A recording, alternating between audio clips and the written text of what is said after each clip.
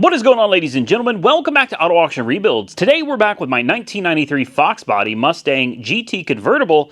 It's got a couple of issues. We're going to try to resolve them in this video. We're going to try to knock this one out pretty quick and get it done and over with. So here it is, my 1993 Mustang GT convertible. But this one, I told you in a few other videos that we found some interesting things under the hood here. And I'm going to tell you about them today before we get started. As you can see, we're going to be custom making spark plug wires. I've got the Excel Universal Superstock Spiral Wire. These are 8mm, if I remember correctly, and these are in red with 90-degree boots. And I did that for a reason, which I'll show you here in just a minute. But before we get into that, you may notice I've got two different colors of spark plug wires. Well, here are some of my 8mm Excels that are actually for a GM. And over here are the wires that came with it. Well, the reason we have this issue is because it was running like crap, misfiring like crazy, and I was like, what is going on? I pulled it into the shop, and I found out the factory spark plug wires that were over here, they had kind of a 45-degree angle boot, and they were melted on each one of the header collectors, or the header tubes. Each one of them was melted and arcing spark all over the place. You're going to need 90-degree boots and short ones, header-style boots for this to prevent this stuff from melting all over the headers, the runners of the headers. So I got to looking into it, and I was like, what is going on? These headers don't seem to fit right. Like, they're in there, they absolutely fit, but the angles of the spark plugs and everything are just they're not normal for a Foxbody. And that's when I realized somebody has been in here. Take a look at the timing cover. This engine chops. You know what I'm talking about? Camshaft style chops. Blah, blah, blah, blah, blah, blah, blah. All right. Well, it chops because you see that timing cover? Somebody painted that red. Somebody's also been under the valve covers. They painted those kind of an orangish red as well. This intake, that is not a stock intake off of a 93 Mustang. And then I noticed when I came over to the cylinder heads, I figured out why nothing seems to fit these right. Way down there, you guys aren't going to be able to see, but way down there, it says something like GTP or whatever.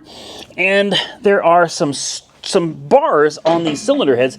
I'm going to try to get you down there. Maybe you'll be able to see them, maybe not.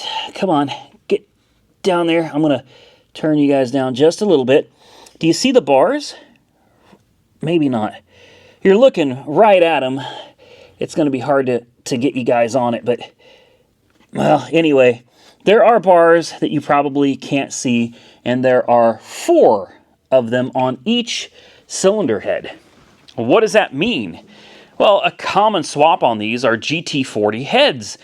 The less common swap are GT40P heads because they just don't fit quite right. You know what I mean? The headers, it takes a special kind of header to fit it. Spark plug wires are a pain in the rear. Spark plugs are a pain. It's just generally a real pain to put GT40Ps on these engines. Well, somebody did. It's got a GT40P upper and lower intake and GT40P heads. And then it's got an aftermarket camshaft, which unfortunately we don't know anything about. I don't know the specs. The only way to find out is to get in touch with the previous owner, which I've already done. I sent the previous owner a letter in the mail, sent them messages on Facebook, no reply. Doesn't look like they use their Facebook account at all. So I sent a letter in the mail, and we'll see. Hopefully they can tell us something about this car, some better specs. Maybe the engine was rebuilt. What I can tell you is that the block itself looks factory. It's a black color. The only things painted are the valve covers and the timing cover. So obviously these are things that people had taken off and jumped into the engine to make some modifications. Now, on the road, it runs and drives absolutely great, especially now that I replaced these spark plug wires with something that's a little more appropriate. You'll notice that over here we also have 90-degree boots. Let's see if I can get, come on. There we go. Yeah, 90-degree boots. You can see it gets hot under there, guys, because I just put these on, maybe not even a week ago, just to get me by. Yeah, it's hot. These headers put out some serious heat. So the goal for today is to make, oh, it melted. Look at that. It blistered. Wow. It blistered the back. Oh my. Okay, well, the goal for today is hopefully something a little thicker, a little bit stronger. I'm going with these right here. Take a look at this. These are going to be what's over the headers. So this is a lot thicker than those. I think this is going to work out a whole lot better. And with any luck, we're going to have no more problems. So I ended up replacing this side. I couldn't replace that side because I didn't have enough spark plug wires that had 90-degree bends. Not to mention, these look really bad, guys. These are too long. These aren't for this car. These are for GM. And, I mean, I had to just kind of shove everything. So here's the proper way to do it. Number one, buy the universal kit. Number two, buy this. This tool is going to make crimping and splicing, cutting these things a breeze. You'll notice that the tip has A, B, and C. There are 3 different holes on there. The second hole is the cutter. Clearly, you can see the blade on there, right? That's a blade for cutting. And then the second hole down here, come on, that kind of has a W shape. That's for crimping these right here onto the wires. And then the third one is this little bitty hole on the very tip, that teeny tiny one right there. Yep, that will be your final crimp when we're done to basically crimp the core, which is hiding deep down in there, the core of this to the tip. Hard to see, but anyway, I'm going to set this camera down. We're going to get started on this. You want to cut approximately 1/8 of an inch. All of these come pre-cut, as you can see right there, but we're going to have to do some of our own cutting because we need these to match this particular vehicle's specifications. And since these are universal, we're going to start with the longest ones first, which are going to be all the way in the back, and we'll work our way up to shorter. We will cut them down to length as needed. Then we will cut an 1/8 inch. We'll get the core out about like this. Like I said, it's hard to see, but you typically on these, I think you're going to fold the core over like this. All right. Then you take your metal and you fold it into that, and then you crimp it on, and then you put your boot on, and you're done. I mean, it's really simple. Making spark plug wires is not that difficult, so I think this is going to be a lot of fun. All right, we're going to do this together. I've already cut my wire to length, I hope, because you kind of only get one shot at this. Now, we're going to do like I said to begin with. We're going to take our little crimpers here, and this is the one, this is the blade that's going to actually cut this. So we're going to put the wire into the blade. We're going to give it about, I don't know, maybe 1/8 of an inch, maybe about right here. And voila. Now we have our core exposed. We do have a couple little fibers sticking out here, which I'll go ahead and cut those off here in just a second, but those aren't really important. What's important is this core that's sticking out in the center. We're gonna need this to put into our little cap. We're gonna fold it over. I'll show you how to do that right now. All right, so like I said, we've got this core right here that's sticking out, and now we have this, I don't even know what to call it. It's the piece that's gonna slide on to your spark plug. So you would think maybe it goes like this. It doesn't. You're gonna have to fold this over like this. All right, fold it over the insulator, and then take this and kind of slide it until it's about right there. Now, once you've done that, you take your crimpers again, and this is going to be the W portion of the crimpers. See that part at the very end on the inside there? Looks like a W. Yeah, that's going to be the part you're going to want to slide in to this. This is easier said than done because obviously I'm one-handing this here, but slide it in, get it where it needs to be, line it up, and then push it down. And if you're lucky, you get all this done nicely in one fell swoop. And here we go. The core is down, and we're going to just, bingo. Take a look at that. Now it's attached. It looks good. Doesn't look like this is going anywhere at all. So now it's time to put this onto this. And you're going to need a tad bit of this to get it done. It's a little bit of silicone, dielectric grease, whatever you want to call it, just slide it onto the top. You don't need too much. That was honestly probably way too much. And then you just slide this right into the boot very carefully. You're going to have to give it a good push until you see it coming through the top. And bingo. There it is. You can kind of, maybe you can see it, maybe you can't. The silver is shining through there. And at this point, this plug wire is complete. It's that easy. Now, the only question I have is which end goes over the spark plug and which end actually goes on the distributor cap. I know that's a stupid question, but I haven't seen any answers. I would think that this really thick end that says Excel on it, I would think that this goes on the spark plug, but I don't know, it could be this end. I wish there were some better instructions, but we made a spark plug wire, guys. All I got to do is make 7 more exactly the same way. All right, guys, that took a lot longer than it should have, honestly, but I wanted it to look good. I was kind of meticulous with this, and it still isn't as pretty as I'd like it to be, but if you look at it from over here, I guess it actually looks, I'm stepping on everything, but I guess it actually looks pretty good. I did my best to organize all the wires, route them properly, make them look good. And now we're going to do our first start. And hopefully I did it all right. Hopefully it starts right up. It's a little temperamental when it's cold. It doesn't like to fire up first time when it's cold out. So I won't be surprised if it's a little temperamental at first, but she cleans up pretty quick. Let's put it in neutral. And yeah, like I said, little temperamental when she first fires up. Whoa! There we go.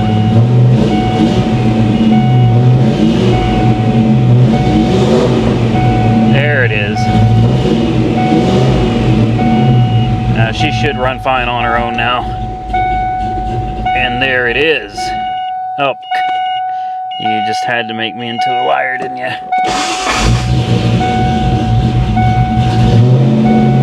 There we go. Come on. You're all right.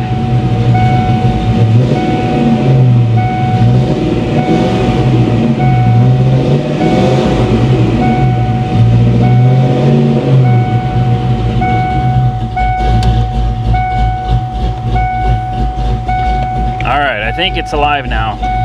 Oh, and I'm dying. Wow. Woo! Let's get that open. This thing is raw, man. Wow. There you go. All right, well, she's running. Look at that. Look at it puffing that smoke out, man. She don't like it when it's cold. Not at all. Seems to be running just fine. Hopefully it's happy with its new spark plug wires. I got those on sale on Amazon. They're normally like $109 or something like that, and I got them for, I think it was like 69 bucks. I thought that was a killer deal for those. All right. I think it's happy. Next thing I got to address are these headlights, because I'm putting back the factories. And here's the factory setup. It's the 3-piece lights on each side. I've got new buckets. I've got all the screws and clips that I don't even know where they go to. So let's jump into the headlights and see if we can put them back to factory. All right, this is pretty simple. For these ginormous headlights, there's just 4 bolts. There's 2 on this side and 2 on this side back behind here. I've already taken them out to kind of simplify the video.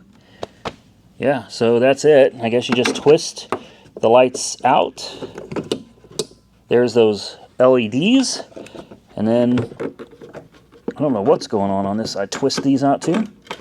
There you go. That's one headlight assembly out. See what, it looks like it's going to be a lot more difficult to put the new ones in than it was to take these out. So we'll find out together. So we'll go ahead and plug this in.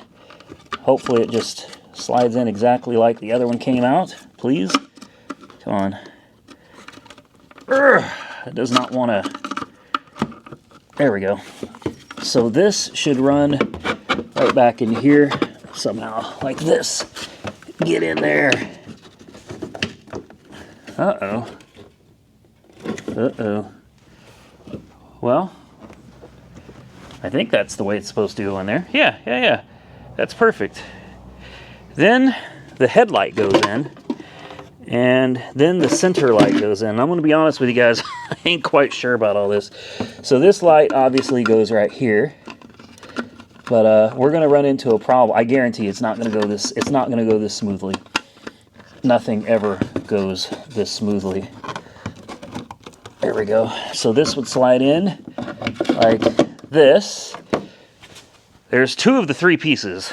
And we got to figure out the headlight assembly. And I'm not sure which one actually goes here, but I think, is it this one? Take that off. Let's stick this in here. Let's see if this wants to. I actually think that is the right one. But yeah, this is where we're going to run into a problem. I think we're missing something for the headlight to fit back down in there, because it doesn't seem to want to go at all. Well, that's something like what it should look like when it's done. Not quite. Putting these back together is not as easy as I thought. I thought this was just going to be a plug and play type deal, but there's a few extra pieces that you have to account for, like this piece right here, weather stripping, that goes on top of the headlight and sticks to the sides. You've got the buckets, which of course are missing. I'm glad that this kit came with them, because you're going to need these. And then all of the screws and hardware associated with it, special clips and everything as well. This is going to take me a minute to get put together, but I think once it's together, it's going to look really good. And real quick, I thought it'd be good to give you guys a before and after, so you can take a look at the old school headlights, the factory ones, and the aftermarket tinted ones. I don't know, some of you I think are going to really like the tinted ones better, the one-piece design. Unfortunately, you can't really see much out of them at night. Like it makes the headlights almost completely unusable. So I decided to go back with the old school ones. I think those are just going to be best. And I bought these for about $129 on eBay, if I remember right. And they are DOT approved. There's DOT stamps on each and every one of them. So they are the proper lights for this vehicle, and they're legal. And I think the most important thing is at night, we'll finally be able to see. I think it's better to be able to see at night than it is to look cool and possibly crash, hurt somebody else, maybe hurt yourself. All right, your honest opinion, what do you think? I left the LEDs in the corner lights on the driver's side, but obviously I changed out the headlight from the LED to the regular incandescent bulb, because LEDs without the proper projector headlights will just blind oncoming traffic. I mean, and it scatters the light in a way that honestly you're not going to be able to see any better. In fact, a lot of times you're going to see worse just throwing in LEDs into a headlight that was not designed for LED headlights. So in my opinion, this is probably the best way to go. I think it looks really sharp. I mean, I love the look of the clear lights versus the tinted ones. But you guys comment below and tell me what you think. Putting this little kit together was kind of a pain, and I still haven't perfectly adjusted the headlights yet. Can't do that until it's dark outside. Then I got to go outside and adjust 3 separate adjustment screws. But I think this is good enough for now. It looks better, I think, in my opinion, than it did before, but I'm definitely curious to see what you guys think. So drop your comments below. I'm going to work on the passenger side. We'll finish knocking that out, and then hopefully we'll be done. All right, guys. Well, you may hear it. Seems like she's running a little better. You'd be surprised what setting the timing properly can do for you, you know. You guys probably ain't going to be able to see much down there, but I got her set to somewhere around 10, maybe 12 degrees. Before top dead center, everything is locked down, and it seems like it's running a whole lot better.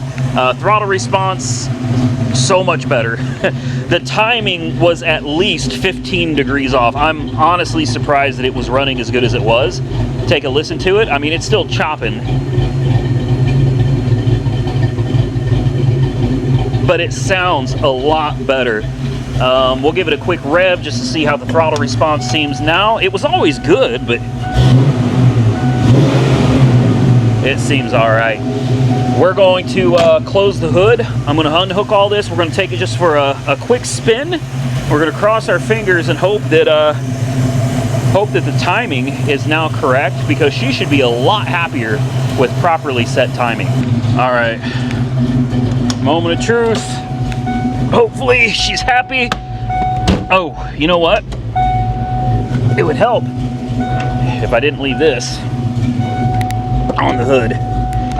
I'm excited because I thought it ran and drove pretty damn good before, but guys, I'm telling you, it was somewhere between 12 and 15 degrees out of time. So if that's the, oh, what did I just hit? Oh my God, I just hit something. What did I just hit? What, did you hear that?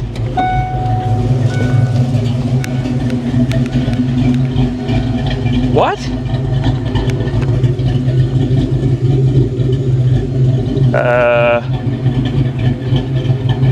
I don't understand. I don't see. Okay. I don't see where I hit anything. I'm very confused. I was backing out and the car just like stopped. Do I have blocks under the front wheels or something? No? Okay. Great. Great. I got it in here, no problem, and now I can't seem to get the car out of the shop. Great. Oh boy. Let's try it again. I'll be gentle, very gentle. Easy, easy. Easy. Yeah, I'm hitting something. It won't move. It will not move. Well, this is new. I've never been stuck in the shop before. It's not the back. I don't understand. I don't see anything that I'm stuck up against here, but she won't move, guys. Like, she will not budge. It's the exhaust. The exhaust is stuck on the lift because the car is too low. Well, this is gonna be interesting. So it is my exhaust that is catching this back beam of my lift back here. So the only thing I can think to do is put my jack up under here, and I've got it jacked up enough that the exhaust way back in the back is now clearing the frame. The problem is, before I can get this car all the way back, I can move it back maybe a couple feet, hopefully clear the exhaust, then I got to drop the jack. This is, I've never had to do this before. So here we go. Wish me luck, because this is not how you're supposed to do things. All right. Here we go. Back it up. Gentle. Gentle. And we should be clear. I'll put it back in first. Shut it off. Make sure it's in first, because otherwise this thing is going to go through the neighbor's fence. Last thing I want to do right now is piss anybody else off out here. Oh wow, hello. Oh, she's twisted up. Yep, that ain't easy. Easy. There we go. There we go. What is all that? Ugh. All right, I think we're clear now. You never know what's gonna happen. All these years I've been out here doing this, and I've never had a car get stuck like that before. So let's try it again. Lights on, fog lights off. Here we go. That's better. There we go. I can't believe all of that nonsense just to get out of the garage. I told y'all I gotta adjust these headlights. Actually, that's not horrible. I mean, they're not great, but they're not horrible. Shut up! What? I'm not putting my seatbelt on. Let's just see how she... Oh yeah. Oh yes. Hello. Wow.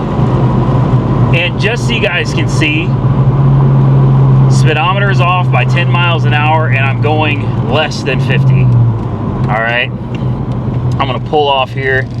I'm gonna go ahead and buckle up and I'm gonna take her for a little ride. I thought this thing ran pretty good the way it was, but the fact of the matter is I was wrong. It was seriously lacking power, and I'll be the first to admit my 89 LX definitely ran stronger than this, but I figured it's just been modded a little bit. That one has 24-pound injectors and who knows what else done to it. This one has the GT40P, but I thought, you know, I don't know, maybe it's in the tune. It just felt slower. Well, now that I'm actually out here on the road with it, with the timing set to 10 or 12 degrees, wow, this thing is like a whole new car. All right, take it for a ride. And before I really get onto it, I'm going to get out of town first. I don't want to be making any more racket than necessary in town. But, you know, unfortunately, I have loud cars, guys. And that's just the way it is. I mean, I can't really help that. These cars, like, they come to me this way. And that's how I prefer them. I like loud cars. Now, I'm going to get on it just a little bit. See, we're out of town now. Speed limit's gone up to 55 miles an hour. Oh, wow. Much better. That is so much better. I can't believe that. I can't believe that somebody had the timing that far off. That is... It actually pulls decent now. Really, really decent. Fourth gear, nice and smooth. Put it in fifth. Easy peasy. And as you can see, my speedometer says I'm going 65, but we're going 55, guys. The speedometer is 10 miles an hour off. I'm not sure if there was a gear change done. I'm not sure if it's because it's got some oddball 17-inch tires and wheels on it. But yeah, the speedometer is off by 10 miles an hour. Somewhere up here, there's a pull-off. And I want to, right here, I want to turn this thing around. There's literally nobody out here, guys. Like, well, I say that and there's probably a car coming, but there are no houses over here where I'm at. We're going to get off the road. Let's flip it around. Be kind of gentle with it. This way we're not out here bothering anybody, you know. All right, first gear. I don't want to go too crazy with it, but I just want to see how the power feels. Okay, yes, that was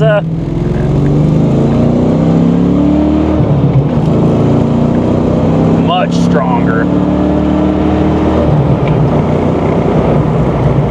Much stronger. Thank you, thank you, thank you. Thank you. That is what I'm talking about, guys. She is extremely happy now. This is like a completely different car. Completely different car. Obviously, when your timing is that far off, I'm honestly surprised that it ran as good as it did. It just felt kind of gutless. And I was like, well, you know, it's a Foxbody, and yeah, it's got a few aftermarket parts like GT40P intake and maybe a cam, but I just figured, you know, it's just, this one's just kind of a weak build. I don't know. I didn't really know what to think of it. I'm here to tell you now, completely different. Night and day. difference with this car. Man, it's got so much more pickup. And you heard it before when I'd started when it was cold. Oh, it was horrible, guys.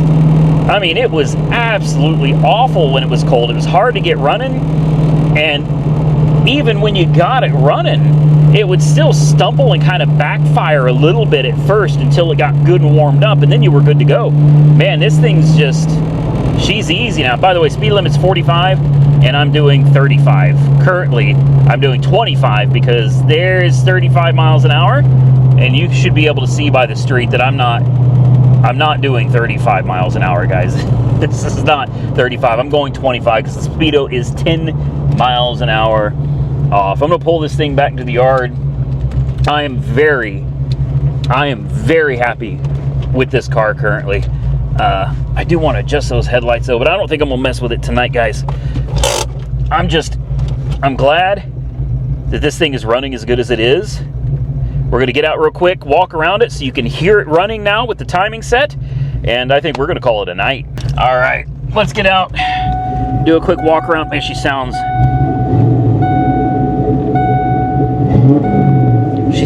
so damn good. And just so you guys know, I know you're probably like, man, you're riding around in a quiet little town with a loud car. Guys, it's 9:27 at night, and it's Friday. All right, for me anyway, it's Friday. For you guys, I don't know, because who knows when this video is coming out. But for all of us out here in this little town, it is Friday night, and I feel all right. All right, and it's only 9:30, and I'm not ripping around through town anyway. What's up, Roxy? What you doing, girl? What you doing? What you doing? Huh? You come to see me? Yeah, I'll take you inside in just a minute. We're walking around this car real quick. Just listen to how much better. I'm gonna walk right up by the engine. Listen to this. It sounds so much healthier now than it did before. But you can still hear that cam chopping. But it's not nearly as pronounced as it was before.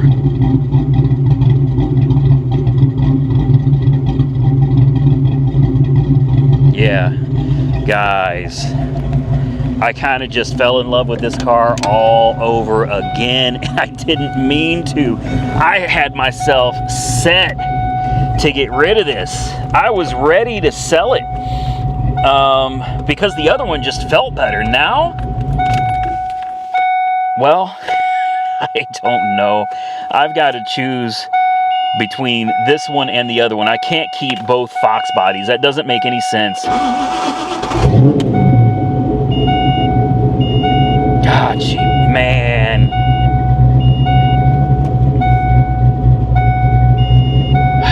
All right. Yeah, that's a tough decision, guys. That's a tough decision. I'm gonna go ahead and lock it up, and I'm gonna call it a night. I'm probably still gonna go ahead and let this one go, but like I said, that's gonna be hard to do now that the damn thing runs so strong. I just kind of prefer my my 5.0 LX a little bit better. With that, guys, I think I'm gonna go to the shop. We're gonna close it up. We're gonna get out of here. Well, I hope y'all enjoyed today's video. I had no intention of setting the timing on. I don't even know where that came from. It was just one of those things where I was like, man, you know, I knew it was a little bit lethargic. I was like, I just wonder. You know, I just wonder.